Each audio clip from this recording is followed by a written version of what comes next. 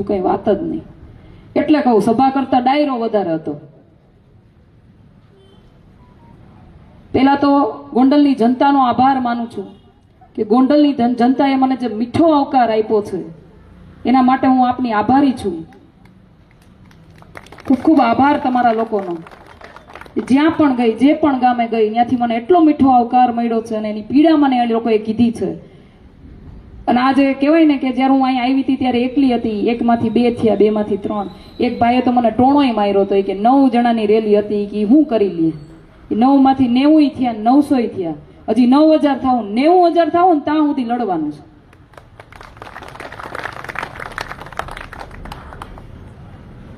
ગોંડલની જનતાએ જે મને મીઠો આવકાર આપ્યો છે એના માટે આભાર. પરંતુ અહીંયાના 2 કોડીના ગુંડાઓ છે ને એને હું પનોતી જેવી લાગુ છું. આપણે કહીએ ને કે પનોતી બેઠી. પનોતી બે એટલે શું થાય? હારા હારાના હારા કામ હોય ને એ ન થાય. બધું કરવા નીકળ્યા હોય, છેલ્લે એન્ડ ટાઈમે પહોંચે ને ત્યાં કામ ફકી જાય, નુકસાન થાય, પૈસાકીય રીતે, નાણાકીય રીતે, બીજી ત્રીજી રીતે નુકસાન થાય.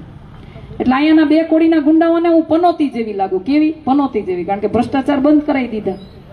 જ્યાં જાઉં ત્યાં ભ્રષ્ટાચાર ઉજાગર કરવું એટલે ખીચામાં નાખ્યો